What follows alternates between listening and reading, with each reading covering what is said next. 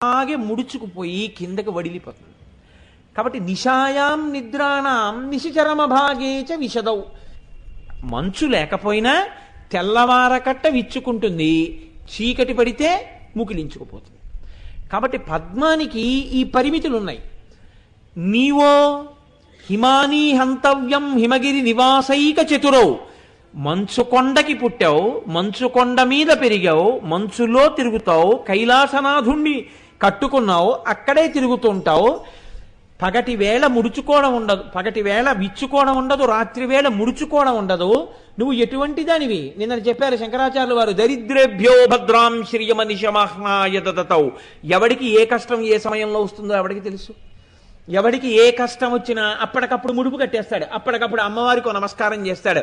అమ్మా అనుగ్రహించమ్మా, నా పసుపు కుంకాలు నిలబెట్టమ్మా, నా బిడ్డల్ని కాపాడమ్మా, అమ్మా నన్ను రక్షించమ్మా అంటాడు. ఎవడు ఎక్కడ ఎప్పుడు ఎలా ప్రార్థన చేస్తాడో ఎవడికి ఎరుక.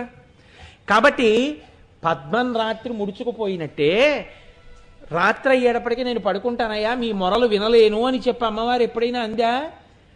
ఆ తల్లి అసలు కనురెప్ప పడడం అన్నదే లేదు. ఎందుకని? ఆ తల్లి కనురెప్పే పడిందా లోకాల్లో ఏమైపోతాయి. కాబట్టి ఆవిడ ఎప్పుడు ఎవరైనా అమ్మా నీ పాదాలు పట్టుకున్నానమ్మా అంటాడేమో నిజాయితీగానని రాత్రింబవళ్ళు తల్లి అలా చూస్తూనే ఉంటుంది. ఎవరైనా కానీ అమ్మా అని గట్టిగా ఆర్తితో నమ్మకంతో పిలిచారో అంతే, ఉత్తర క్షణం ఆ తల్లి అనుగ్రహించి పలికేస్తుంది అంతే. అమ్మవారు పలకడం అంటే ఎంత విచిత్రంగా ఉంటుందో తెలుసా అండి? నాకు తెలుసుండి ఆ పేర్లు ఎందుకు చెప్పాలి, మా బంధువులే ఇక్కడే ఉండేవారు శ్రీనగర్లో. ఆవిడ భర్తకి అకస్మాత్తుగా, ఆయనకి అప్పటికే హార్ట్ బైపాస్ ఆపరేషన్ అయింది, వెక్కిళ్ళు వచ్చాయి, వస్తే ఆగేవుకో. అవి ఇంచుమించుగా అప్పటికి 2 రోజులు 3 రోజులు అయిపోయింది. ఆ ఎక్కిళ్ళు వస్తూనే ఉన్నాయి. ఆయనకి ఈ రిబ్కేజ్ అంతా, వక్షస్థలం అంతా విపరీతమైన పోటు వచ్చేస్తోంది, ఆగట్లేదు. ఆగకపోతుంటే ఆవిడ వెంకటరమణుడికి అమ్మవారికి నమస్కారం చేసుకుంది. చేసుకున్నటువంటి 2 నిమిషాలు అవ్వలేదు, ఈయనకి ఏమైపోతారో ఇంకా ఏం వేసినా తగ్గట్లేదని బెంగపెట్టుకుని, ఎవరో కాదు నాకు బంధుత్వ రీత్యా అక్క బావగారే అవుతారు, ఇలా నమస్కారం చేసుకుంది. ఎప్పుడో ఆయనతో కలిసి ఎక్కడో పనిచేసిన ఆయన ఒక ఆయన వచ్చాడు. వచ్చి తలుపు కొట్టి ఏమాయి బాగున్నావా అని మాట్లాడుతున్నాడు. ఆయనకి మాట్లాడే ఓపిక లేదు, ఇప్పుడు వచ్చాడు ఏమిట్రా అనుకున్నారు. ఏడుస్తూ మా అక్క ఆయన పరిస్థితి బాగోలేదండి ఇప్పుడు మాట్లాడాలి. ఏమ్మా ఏమైంది అన్నారు. ఇలాగండి. ఎందుకమ్మా దానికి బెంగ ఎందుకమ్మా, 3 రోజుల నుంచి ఎందుకు చూస్తున్నారు, నేను ఒకటి చెప్తాను చేయండి అని ఆయన ఏదో చెప్పాడు. కొద్దిగా నీళ్లు మరిగించి అందులో ఇదేదో వెయ్యండి, ఇలా కలిపేసేయండి అని. ఒకవేళ మీకు అనుమానమా అమ్మా, వెయ్యండి జరుగుతుంది అన్నాడు అని వెళ్ళిపోయాడు. మళ్ళీ వచ్చాడు 10 నిమిషాల్లో. మీరు చేస్తారో చేయరో అని వచ్చానమ్మా అని ఆయనే పట్టుకొచ్చాడు. ఆ సొంటి మొక్క ఏదో పసుపు మొక్క ఏదో పట్టుకొచ్చి ఆ నీళ్ళల్లో వెయ్యండి అని అక్కడే కూర్చున్నాడు. కూర్చుని కాచారా అమ్మ పట్టించండి అన్నాడు. ఇలా పట్టిస్తోంది, ఆయన వెళ్ళిపోయాడు. ఈయన 3 గుటకలు వేశారు, వెక్కిళ్ళు అయిపోయి. ఎంత సంతోషంతో ఆ అమ్మవారే పలికిందిరా, ఆయన పేరు కూడా మాకు జ్ఞాపకం లేదు, వచ్చి ఇలా రక్షించారని పొంగిపోయింది ఆ రోజుల్లో మా అక్క. నాకు ఇప్పటికీ బాగా జ్ఞాపకం. ఆర్తితో పిలిస్తే అమ్మవారు పలకదని మీరు ఎలా అనుకుంటున్నారు? పలికి తీరుతుంది ఆ తల్లి. కాబట్టి నిశాయాం నిద్రాణం నిశచరమ భాగేచ విశదౌ. రాత్రి పడుకుంటాయి, తెల్లవారకట్ట విచ్చుకుంటాయి పద్మాలు. కానీ అమ్మ నీ పాదాలో, నీ పాదముల పట్ల చేసిన మొరలు విని రక్షించడానికి ఎప్పుడూ సిద్ధంగా ఉంటాయి. ఇలా చెవులు విచ్చుకుని వింటూ ఉంటాయి ఆ పాదాలు. పాదాలకి చెవులు ఏమిటండి అనుకోకండి, ఆ పాదములకు మీరు చేసుకున్న మొరలు అమ్మవారికి అందుతుంటాయి. కాబట్టి అవి వినేటటువంటి చైతన్యము కలిగినటువంటివి. అమ్మ నీ పాదాలకి పద్మాలకి ఎలా పోలిక వేసి చెప్పమమ్మా, కుదురుతుందా? కాబట్టి హిమానీహంతవ్యం హిమగిరి నివాసైక చతురౌ నిశాయాం నిద్రాణం నిశిచరమ భాగేచ విశదౌ. ఇంకా ఆశ్చర్యం, వరం లక్ష్మీపాత్రం శ్రియమతి సుజంతౌ సమయినాం. పద్మంలో ఎవరు కూర్చుంటారు? సాక్షాత్ లక్ష్మీదేవి కూర్చుంటుంది. పద్మాసన స్థితే దేవి పరబ్రహ్మ స్వరూపిణి పరమేశి జగన్మాతర్మహాలక్ష్మీర్ నమోస్తుతే అంటున్నాం కదా. లక్ష్మీదేవే కూర్చున్నా అయ్యో లక్ష్మీదేవి కూర్చుంది కదా, మనం రాత్రి వేళ అయ్యేటప్పటికి సూర్యాస్తమయం అయిపోయేటప్పటికి ఇలా ముడుచుకుపోయి నువ్వు కూర్చోడానికి వీల్లేదమ్మా లే లే లే అన్నట్టుగా ముడుచుకుపోతే బాగుంటుందా అంటుంది ఏమిటి పద్మం. చీకటి పడితే ముడుచుకుపోతుంది అంతే. లక్ష్మీదేవే కూర్చున్నా పద్మం మాత్రం సాయంకాలం అయ్యేటప్పటికి ముడుచుకుపోవలసిందే. ఎక్కడికి చెప్పారో చూడండి శంకరాచార్యులు వారు. కాబట్టి అమ్మ వరం లక్ష్మీపాత్రం శ్రియమతి సృజంతౌ సమయినాం. మరి నీ పాదాలో సమయాచారంలో పరమభక్తితో సాత్విక భక్తితో వైదికమైనటువంటి ఆరాధనా విధానంలో అమ్మవారికి ఖేదము కలగని రీతిలో ఎవరు చక్కటి పూజ చేసి నమ్మి అమ్మవారిని పూజ చేస్తున్నారో వాళ్ళ కోర్కెలు తీర్చడానికి అమ్మవారి పాదములు ఎప్పుడూ సిద్ధంగా ఉంటాయి. లక్ష్మియే తమ యందు కూర్చున్నా పద్మములు మాత్రం చీకటి పడితే కూర్చోడానికి అవకాశం కూడా ఇవ్వలేకపోయాయి. కానీ నా తల్లి పాదములో రాత్రింబవళ్ళు వినగలవు, రాత్రింబవళ్ళు కోర్కెలు తీర్చగలవు. లక్ష్మియే తమ యందు కూర్చున్నా రాత్రి అయ్యేటప్పటికి వాటికే తీరలేదు కోరిక. కానీ మా అమ్మ పాదములో రాత్రింబవళ్ళు కోర్కెలు తీర్చగలవు. కాబట్టి అమ్మ హిమానీహంతవ్యం హిమగిరి నివాసైక చతురౌ నిశాయాం నిద్రాణాం నిశిచరమ భాగే చ విశదౌ వరం లక్ష్మీపాత్రం శ్రియమతి సృజంతౌ సమయినాం. అటువంటి పాదములు కలిగినటువంటి తల్లి సరోజం తత్పాదౌ జనని జయ కశ్చిత్రమిహకిం.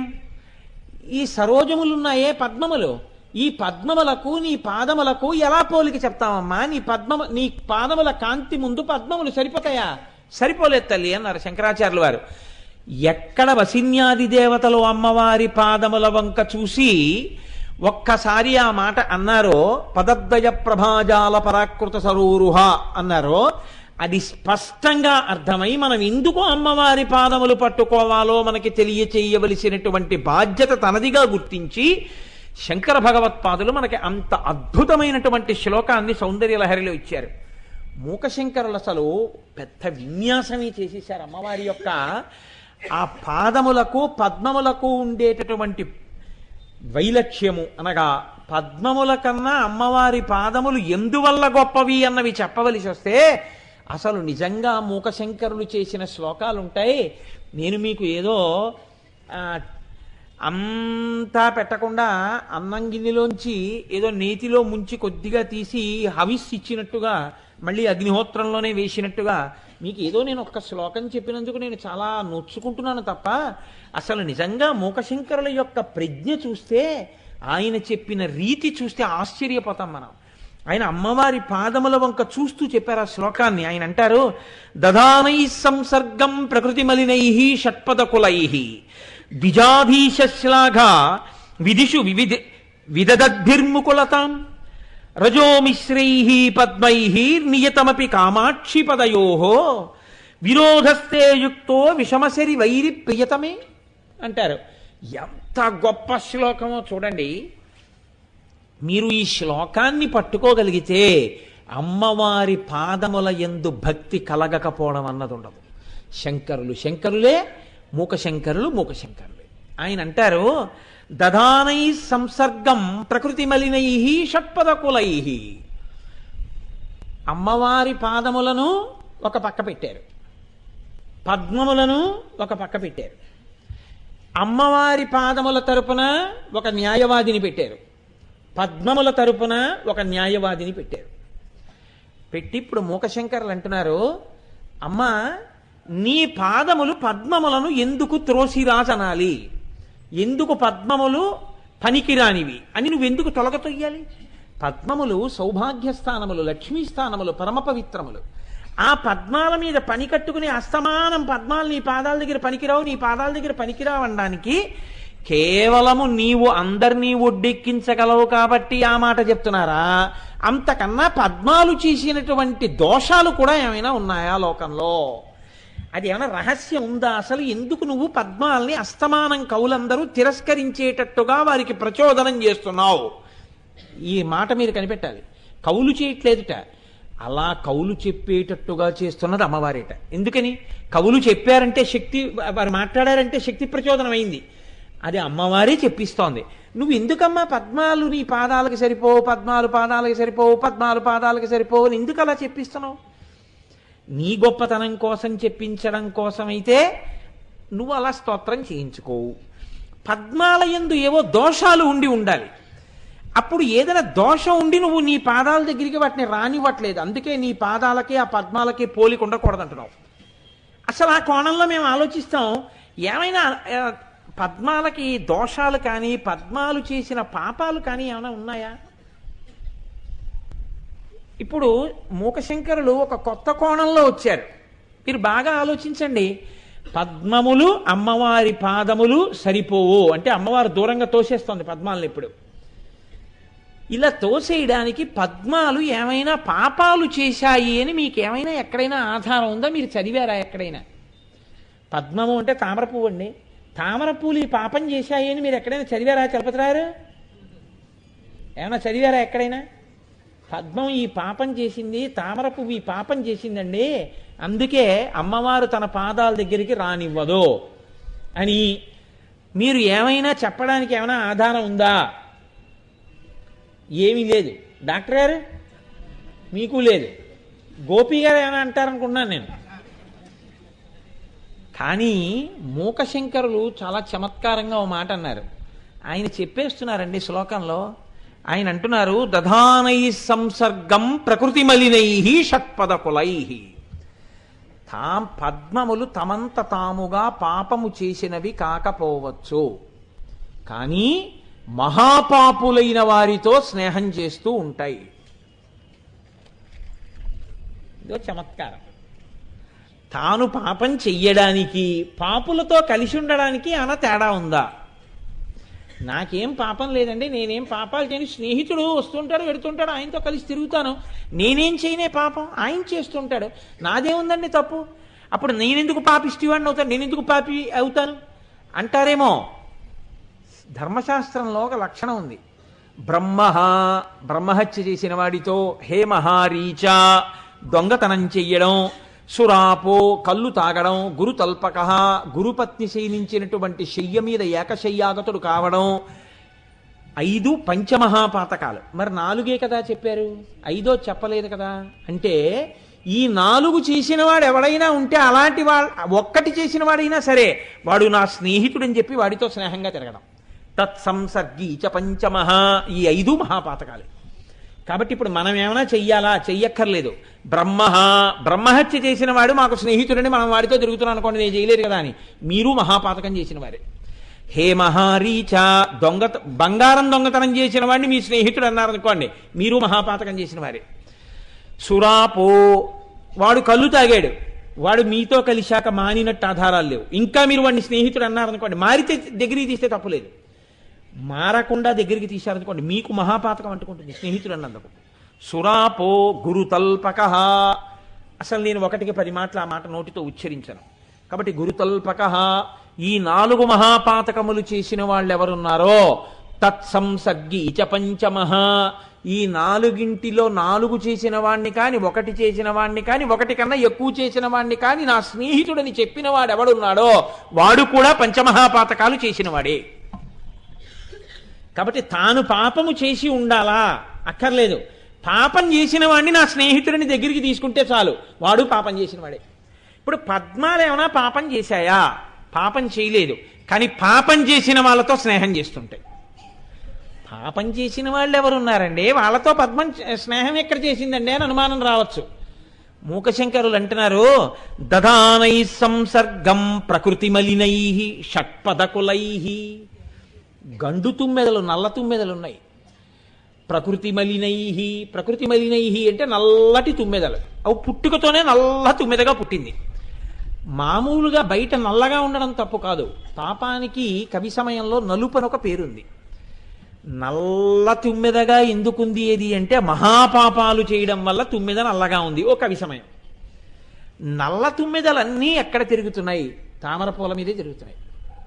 కాబట్టి పద్మాలు తప్పు చేసి ఉండకపోవచ్చు, కానీ పాపాలు చేసినటువంటి తుమ్మెదలకే తీసుకొచ్చి అవి మా స్నేహితులని తమ మీద వాలేటట్టు చేస్తున్నాయా లేదా?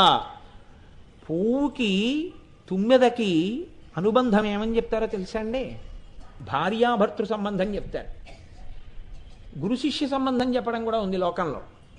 కానీ ఏ ఒక్క తుమ్మెద ఒక్క పువ్వు మీదే వాలి తేనె తాగి ఆనందంగా ఉండదు, అన్ని పువ్వుల మీదకి వాలుతుంటుంది. కాబట్టి అమ్మా నల్ల తుమ్మెదలున్నాయే ఇవి పాపం చేసినవి కదమ్మా, వాటి స్వరూపమే తెలిసిపోతుంది పాపం చేశాయని నల్లగాను. ప్రకృతి మలినైహి అంటే పాపాన్ని నలుపు అనడం ఒక కవి సమయం, ఒక చమత్కారం. నల్ల తుమ్మెదల్ని తీసుకొచ్చి ఆశ్రయం ఇచ్చి మీ మీద వాలేటట్టుగా పద్మాలు చేస్తున్నాయా లేదా? స్నేహం చేస్తున్నాయి కాబట్టి తుమ్మెదలు వచ్చి వాలుతున్నాయి, లేకపోతే ఎందుకు వాళ్తాయి? కాబట్టి పాపులతో స్నేహము పాపమే. కాబట్టి పద్మాలు పాపం చేస్తున్నాయా లేదా? చేస్తున్నాయి. అందుకే పాపులకు అమ్మవారి పాదాలు ముట్టుకునే అవకాశం ఉంటుందా? ఉండదు. అందుకని ఎప్పుడూ అమ్మవారు పద్మములను తన పాదముల దగ్గరికి రానివ్వదు. అందుకే పద్మమునకు అమ్మవారి పాదములకు పడదు. మొదటి సిద్ధాంతం చెప్పారు మూకశంకరు. కంగారు పడిపోకండి, వినండి, అలా వింటూ ఉండండి చెప్పింది. ద్విజాధీశ్లాఘా విధిషు వివిధద్భిర్ముకుళతాం. ఇంకో తప్పు కూడా చేశాయి మా పద్మాలన్నాడు. ఇంకో తప్పు చేశాయి. ఏమిటి చేశాయి అంటే, లోకంలో ద్విజాధీశ్లాఘా, ద్విజులు అని ఉంటారు. ద్విజులు అంటే రెండు సార్లు పుట్టిన వాళ్ళు. జ అంటే పుట్టడం, ద్విజ అంటే రెండు మాటలు పుట్టిన వాళ్ళు. నీరజ అంటే నీటిలోంచి పుట్టింది అని పద్మం. ద్విజ అంటే రెండు మాటలు పుట్టడం. రెండు మాటలు పుట్టడం ఎవరు పుడతారు అంటే, సంస్కారము కానీ మంత్రోపదేశం కానీ జ్ఞానము కలగడం కానీ ఇటువంటివి జరిగిన వాళ్ళని ద్విజులు అంటారు. ఉపనయనమై గాయత్రీ మంత్రం చేశారనుకోండి ద్విజుడు. ఒక ఆయన తనంత తానుగా మంత్రదీక్షని పొందాడనుకోండి ఆయన ద్విజుడు. ఒక ఆయన జ్ఞానం పొందాడనుకోండి ఆయన ద్విజుడు. ఇటువంటి వారందరినీ ద్విజులు ద్విజులు ద్విజులని పిలుస్తుంటారు. ఇలా ఈ ద్విజత్వం పొందినటువంటి వాళ్ళని ఎక్కడైనా చూస్తే, ఒక మంత్రదీక్షలో ఉన్నాయన కనపడ్డాడనుకోండి ఒక నమస్కారం చెయ్యాలి, విమర్శ చేయకూడదు. అలాగే ఒక ఆయన జ్ఞాని మహానుభావుడు కనపడ్డాడనుకోండి ఒక నమస్కారం చెయ్యాలి. లేదు, ఒక గాయత్రీ మంత్రం చేసుకుంటూ గురువుల దగ్గర సంస్కారం పొంది ఉపనయనం చేసుకున్నటువంటి వాడు కనపడ్డాడనుకోండి ఆయన్ని ఆదరించాలి. కాబట్టి ద్విజులను ఆదరించాలి. ద్విజులు కనపడినప్పుడు నమస్కారం చెయ్యాలి. ఒక జ్ఞానికి కానీ, ఒక మంత్రదీక్ష పొందిన వాడికి కానీ, ఒక ఉపనయనం పొందిన వాడికి కానీ నమస్కారం చెయ్యాలని శాస్త్రవచనం. నువ్వు నమస్కారం చేయకపోతే పీడాపోయి ఆయన్ని చూసి మొహం ఇలా ముకుళించుకుని ఇలా ముడుచుకుని పక్కకి మాత్రం తిరగకూడదు. వీడి బతుకెంత అన్నట్టుగా తిరక్కు తప్పని చెప్పింది శాస్త్రం. నువ్వు నమస్కారం చేయకపోతే పక్కకి తొలగపో, తప్ప వాళ్ళని చూసి మొహం ముడుచుకోకు అని చెప్పింది. అమ్మ ఈ పద్మాలు ఏం చేస్తున్నాయి? ద్విజాధీశ్లాఘా ఇవి విదధద్భిర్ముకుళతాం. తెలుసు వీటికి.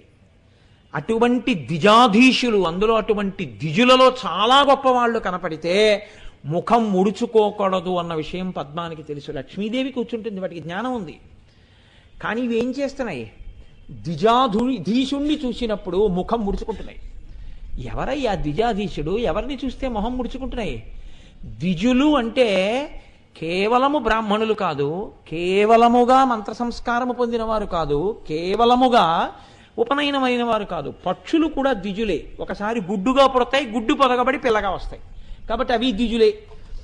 ఈ పక్షులన్నీ ద్విజులైతే చకోర పక్షులు కూడా ద్విజులే, అవి పక్షులే. కాబట్టి ఈ చకోర పక్షులకు ఆయన అధీశుడు, ప్రాణములు పెట్టేవాడు, అన్నం పెట్టేవాడు. ఎందుకని? చంద్రుడి యొక్క వెన్నెల తింటాయి చకోర పక్షులు. చంద్రుడి యొక్క వెన్నెల తిని బతికేటటువంటి చకోర పక్షులకు నాయకుడైనటువంటి ద్విజాధీశుడైన చంద్రుణ్ణి చూసేటప్పటికే ఈ పద్మాలు ముఖాలు ముడుచుకుంటున్నాయి. అంటే రాత్రి అయితే అవి ముడుచుకుపోతుంటాయి. కాబట్టి మరి ద్విజాధీశుల్ని చూసి ముఖం ముడుచుకోవడం పాపం కదమ్మా ధర్మశాస్త్రం ప్రకారం. ఓ నమస్కారం చెయ్యవు, ముఖం ప్రసన్నంగా ఇలా విచ్చుకోదు, సంతోషంగా ఉండవు, ఓ వినయం లేదు, ఓ విధేయత లేదు. కాబట్టి ఇది మహాపాపం కదా అమ్మా. కాబట్టి ఇటువంటి మహాపాపం చేస్తున్నాయి. కాబట్టి ఇంత పాపం చేసిన వాటిని నీ పాదముల దగ్గరికి ఎలా రాణిస్తావు? అందుకే నీ పాదములు ఈ పద్మములను తిరస్కరిస్తుంటాయి. ఎప్పుడు అసలు పద్మాలతో నా పాదములకు పోలిక వేయకండి అని చెప్పి తీసేస్తుంటాం. కాబట్టి రెండో పాపం ఉందా లేదా పద్మాలకి? ఉంది. మొదటి పాపం ఏది గోపి గారు? మొదటి పాపం ఏది పద్మములు చేసింది? లేమండి, చెప్పండి. ఏ పాపం చేశాయి పద్మాలు? మొదటి పాపం ప్రకృతి మలినై షట్పదకులై, నల్ల తుమ్మెదల్ని దగ్గరికి రానిచ్చాయి. పాపమున్న వాటి సంసర్గము కూడా పాపమే, పాపులతో స్నేహం చేయడం కూడా పాపమే. రెండో దోషం ఏం చేశాయి డాక్టర్ గారు? ద్విజాధీశలాగా ద్విజులకు నాయకుడైనటువంటి చంద్రుణ్ణి చూసి ముఖం ముడుచుకున్నాయి. కాబట్టి రెండు తప్పులు చేశాయి. ఇంకా ఏమైనా చేశాయా చెప్తున్నారు మూకశంకర్లు. మళ్ళీ అడుగుతా మొదటి నుంచి డాక్టర్ గారు, గుర్తుపెట్టుకోండి. రజోమిశ్రై పద్మై, అమ్మా పద్మములకు రజస్సుంది అన్నారు. వాటికి రజోదర్శనం అవుతోందమ్మా అన్నారు. రజోదర్శనం అయితే అటువంటి వారిని ముట్టుకోవడం అనేటటువంటిది చెయ్యకూడదు అని శాస్త్రవచనం. బ్రహ్మహత్యాపాతకంలో పావుంటుంటుంది అని, కాబట్టి ముట్టుకోకూడదు అని. పద్మములకు రజోదర్శనం ఉందమ్మా అన్నారు. రజోదర్శనము అంటే పద్మములకు రజోదర్శనం ఎలా ఉంటుంది? వాటికి కేసరములు ఉన్నాయి, కేసరములలోంచి పుప్పుడి పడుతూ ఉంటుంది. ఆ పుప్పుడి పడడమే రజోదర్శనం. కాబట్టి రజోదర్శనం ఉన్నటువంటి పద్మాలు ఇంత పవిత్రమైన పాదాలను ఎలా ముట్టుకుంటాయి? ముట్టుకోకూడదు. కాబట్టి వాటిని దూరంగా పెడుతుంటావు. మీరు ముట్టుకోకూడదు, మీరు నమస్కారం చేయకూడదు. అలా ముట్టుకుని దూరం నుంచి దూరంగా తోసేస్తుంటావు నన్ను. ఇది కారణం కాదు. రజోమిశ్రై, అవి రజోగుణంతో ఉంటాయి. రజోగుణం అంటే ఎప్పుడూ తొందర, ఎప్పుడూ పరుగు, ఎప్పుడూ కోపం, ఎప్పుడూ ఆశ, ఎప్పుడూ కోరిక, ఎప్పుడూ ఏదో అల్లరి, ఎప్పుడూ ఉద్వేగం. ఇలా పరిగెత్తేవాడు ఎవడుంటాడో వాటిని రజోగుణం అంటారు. తొందరగా విచ్చుకోవడం, తొందరగా ముడుచుకుపోవడం. ఏమిటమ్మా పద్మాలకు ఆ లక్షణాలు? కాబట్టి రజోమిశ్రై పద్మై, ఇదిగో అలాంటి లక్షణం రజోగుణం ఉంది, రజో దర్శనం ఉంది. అందుకే నీ పాదములను దగ్గరికి రానివ్వవు. ఏం డాక్టర్ గారు?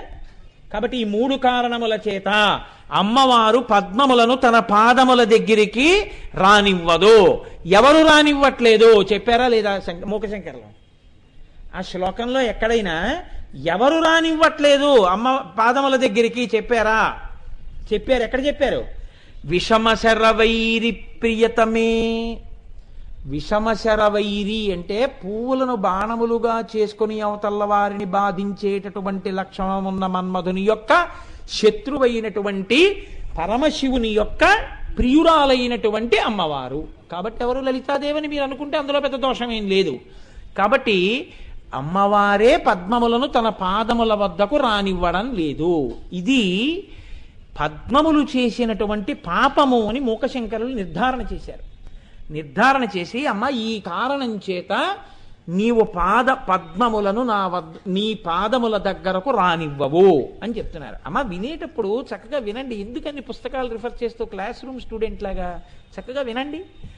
కాబట్టి రజోమిశ్రై పద్మై ఈ కారణముల చేత అంగీకరింపబడదు. కానీ ఈ శ్లోకంలో ఉండేటటువంటి గమ్మత్ ఏమిటో తెలుసా అండి? ఇది అమ్మవారి పాదములు పట్టుకోవడానికి ఆలంబనమై ఉంటుంది. అందుకే మూకశంకరులు ఈ శ్లోకం చెయ్యడం వెనక రహస్యం ఏమిటో తెలుసా అండి? మీ మనసుని బాగా అక్కడ నిలబెట్టే ప్రయత్నం చేయడం. వసిన్యాది దేవతలు ఒక్క మాట చెప్పి వదిలిపెట్టేశారు. ఎందుకని? వాళ్ళు ఆ మాట చెప్పేటప్పుడు పదద్వజ ప్రభాజాల పరాకృత సరోరుహ అని వదిలేశారు. కానీ ఆ కాంతి తిరస్కరించి అమ్మవారు మీకు చేస్తున్న ఉపకారం ఏమిటి? మీ మనసుని పట్టుకోవాలి. అప్పుడే నేను మొట్టమొదట్లో చెప్పిన ప్రయోజనం నెరవేరుతుంది. ఎప్పుడూ స్వేచ్ఛగా తిరిగే మనస్సు అమ్మవారి పాదములను పట్టుకోవడంలో కృతకృత్యురాలవుతుంది.